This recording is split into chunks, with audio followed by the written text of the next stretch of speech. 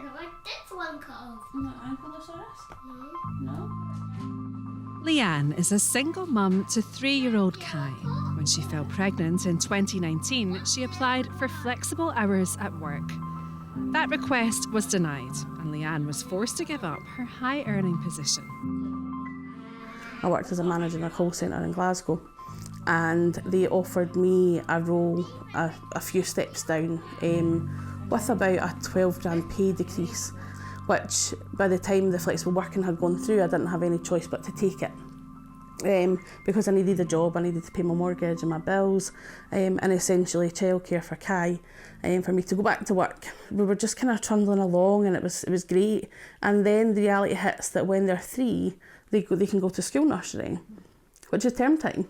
Like, who's going to look after your kids in the holidays? In my head, when he turned 3, I thought, you get the funding, the 30 hours free. I'm still going to have to pay a top up on top of that. The average cost of full-time nursery care for an under 3 in Scotland is around £1,000 per month. That's almost half of the average monthly Scottish wage. And I had to negotiate the hours around getting enough pay to get by, but little enough to be able to get universal credit so that I could actually afford childcare. Otherwise, my whole wage would be gone on childcare. I wouldn't be able to pay my mortgage, my car, my bills. His nursery bill was nearly £700 per month when I first went back to work. That was for 2 full days and a half day per week. You don't budget for these things. Got it. This is the first time Leanne has ever had to rely on benefit payouts. I guess for you as a parent, it must have been quite petrifying when you thought, I don't know what the solution is here. Yeah, absolutely. And I guess if it wasn't for my sister telling me about universal credit and childcare help through universal credit, I don't know what I would have done. I think the funding needs to change. I mean, it's great that we've got funding for 3-year-olds, but essentially, who really can afford to stay off work until their kid's 3? 1-year-old funding would have changed my life, to be honest. 3- and 4-year-olds in Scotland are entitled to 1,140 hours of free childcare a year. That should save families around £5,000 annually. The funding can be used in participating private and council nurseries, as well as at some childminders.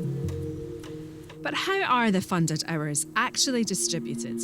Well, for a child who goes to nursery 50 weeks a year, they can receive 23 free hours a week. For a child in nursery for term time only, they get 30 hours a week. So that could be 3 or 4 days. But any hours beyond that have to be paid for. The Scottish Government recently announced plans to include 2-year-olds in its free childcare package. The funding, all policies are positive.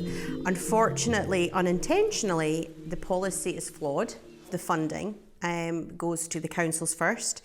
They set the rate that they are then passing on to the private, third sector and childminders, and we're not getting all that funding. It's been retained by the council. Sharon owns Little Flyers Nursery and 6 others like it across Edinburgh and West Lothian. She says most nurseries aren't the money-making businesses they're often portrayed to be. When you first go to open a nursery, you underestimate the hidden costs.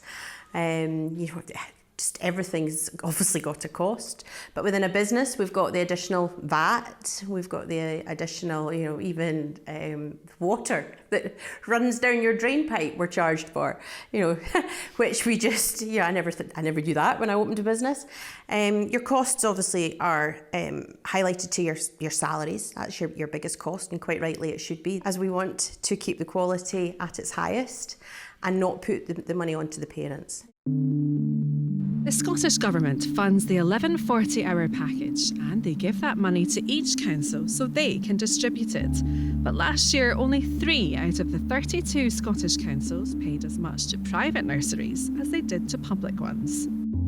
I think we've always been forgotten about, and I say that without the violins, because we are just we're here for a passion for children and wanting to do right by them. have them loved and nurtured and cared for, and make them confident and resilient for their next journey at school. The number of nursery teachers across Scotland has almost halved over the last decade. One of the main reasons for this is the low pay. Just last month, the Scottish Government announced that childcare workers will be paid a minimum of £12 per hour from next April. That's up from £10.50. We welcome any increase, but the real living wage is going to increase anyway. So that's not really been as much as we appreciate that isn't really going to solve our issues. And what we have within our sector, within any sector, that's your basic salary. You've then got your seniors, your room leaders, your managers on top of that. So that then narrows the gap for them. Kaylee is the manager of Little Flyers in West Calder and has been there since 2021. You see quite a lot of staff leaving the private sector to go work in a council nursery. Is this something that you ever considered? I mean, I wouldn't say that I've considered it, because I've only worked for 2 companies, and I've absolutely loved, being part of those companies. I think, the only consideration would be, that they do pay more than private nurseries. And how does that make you feel? Do you think that's fair? I really don't think it's fair. I mean, I think we've all got the same outcome. We all want to support the best possible outcome for the children, supporting their learning and development, and I think it should be equal in private and council. Rising costs and a lack of staff has led to around 15 nurseries deciding to close their doors across Scotland over the past year. The result? Spaces in nurseries are becoming few and far between, and waiting lists are growing.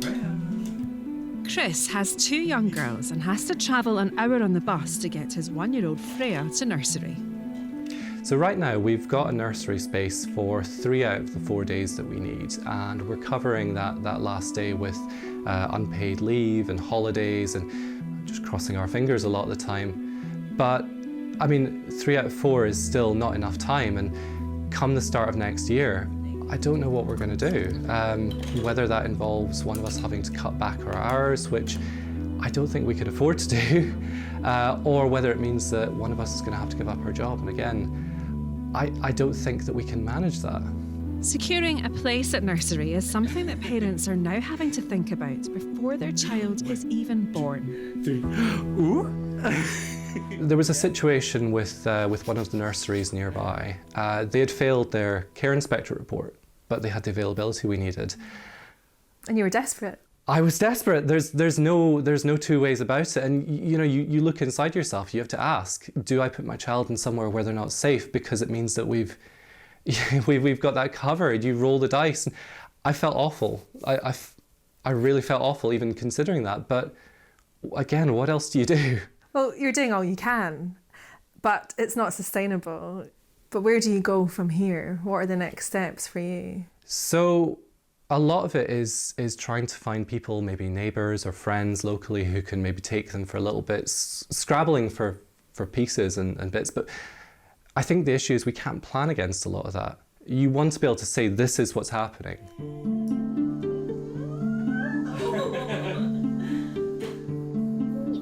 At the end of the day, a parent's child means everything to them, and they want them to be safe and cared for. The rapidly rising cost of living, as well as a lack of childcare availability, is having a dramatic impact on families. I think that you can cut back as much as you are able to, but there's a point where you can't cut back anymore, and that you have to have those incomes coming in. And I think it's one of these things that, because it's so terrifying, that idea, I can't think about it. I can't even consider it as an option. We need something to happen, and I don't know, it's like staring a train down that's coming towards you, but not being able to step out the way. What do you do? I just hope, with all my being, that things change for people in future. Like I say, I'm not going to benefit out of it anymore, but I genuinely do hope things change.